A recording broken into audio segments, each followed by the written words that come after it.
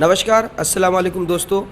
आज हम बलरामपुर विधानसभा के जननायक जनाब मुजीबुर रहमान साहब के पास उपस्थित हैं और बहुत लंबे अरसे से राजनीतिक में हैं और इस बार हम चाह रहे थे और जनता भी यहाँ की चाह रही थी कि विधानसभा इलेक्शन लड़ेंगे, मगर उनसे बात करके आज हम आप लोगों को बताने का कोशिश करेंगे कि सर इलेक्शन लड़ेंगे या नहीं लड़ेंगे।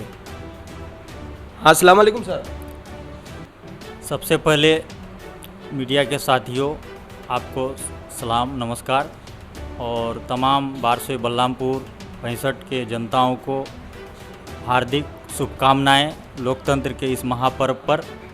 सर, हम ये पूछना चाहते हैं कि आप लंबे अरसे से राजनीति करते हैं मगर विधानसभा इलेक्शन क्यों नहीं लड़ना चाहते सर? जनता का ये मांग बहुत उठ रहा है क्योंकि आप लंबे अरसे से राजनीति किए। सही बात है, वास्तविक जनता की मांग है। जनता को मुझ पे भरोसा था एक युवा नेता को देखते हुए, और हमने आम आदमी पार्टी को दिल्ली से लाकर अन्ना हजारे मूवमेंट से हम लोग जुड़े 2013 में और लगातार जनसंघर्ष किए। यहाँ तक के बाढ़ हो, कटाव हो और दीगर जो भी समस्या थी, चाहे स्वास्थ्य हो, शिक्षा हो, सड़क हो, करप्शन हो, भ्रष्टाचार हो, सारे मुद्दों पर हमने बेबाकी से अपनी बात को विधानसभा के दोनों प्रखंडों में, बलरामपुर बारसोई दोनों जगह हमने धरना प्रदर्शन कर यहाँ की जनताओं की हक और हुकूक दिलाने में हमेशा लगा रहा। लेकिन विधानसभा के चुनाव अभी आ चुका है और हमने 3-4 दिन पहले विधानसभा के विभिन्न जगहों के जो भी हमारे संगठन के पुराने साथी कार्यकर्ता थे, सबको हम अपने आवास पे बुलाए और गांव के भी कुछ मुख्य बुद्धिजीवी को बुलाए और वहां बैठक कर सबसे मशवरा लिए, निर्णय लिए कि क्या मुझे चुनाव विधानसभा का लड़ना चाहिए या नहीं लड़ना चाहिए। सब लोगों ने, कुछ लोगों ने राय दी कि आपको चुनाव लड़ना चाहिए, कुछ लोगों ने राय दी कि और मेहनत करने की ज़रूरत है, आप अगर चुनाव लड़ेंगे तो हम लोग आपका साथ देंगे, आपका क्या कहना है। तो मैंने वहाँ आए हुए सभी संगठन के साथियों से कहा कि मुजीब एक सोच है बलरामपुर विधानसभा का, मुजीब बलरामपुर विधानसभा का एक आवाज़ है। जनता के दिलों में मुजीब राज करना चाहते हैं, सत्ता के दिलों में नहीं।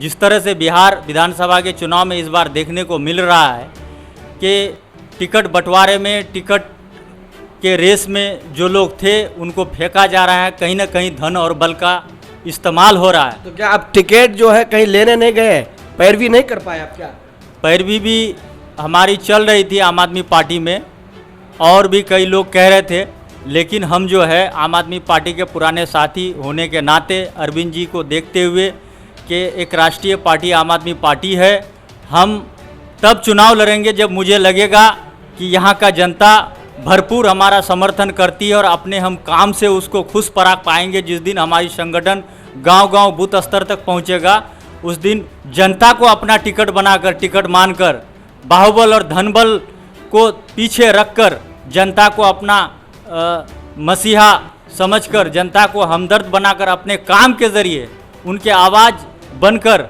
तभी हम जो है चुनाव मैदान में आने का प्रयास करेंगे। अच्छा, ये बोल रहे केजरीवाल साहब क्यों बिहार में इलेक्शन नहीं लड़ रहे हैं क्या?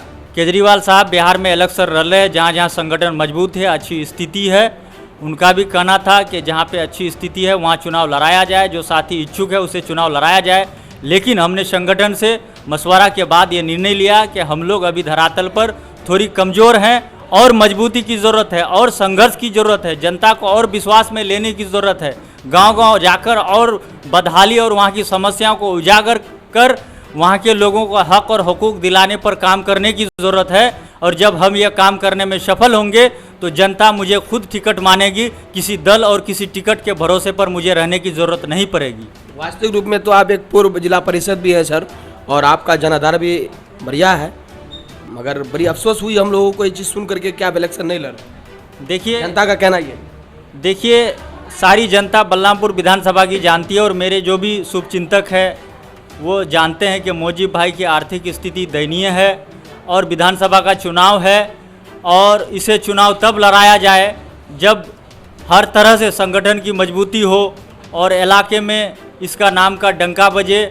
और भी ये संघर्ष करे और हम लोग इनके साथ हैं और आने वाले दिन में इनको आगे लगाव है और उससे भी ज़्यादा लगाव यहाँ 65 बलरामपुर की जनताओं से है, जिन्होंने मुझे अबुल हसन को खड़ा करके हमने जिला परिषद क्षेत्र संख्या 24 में चुनाव जिताने का काम किया, मुझ पर भरोसा किया।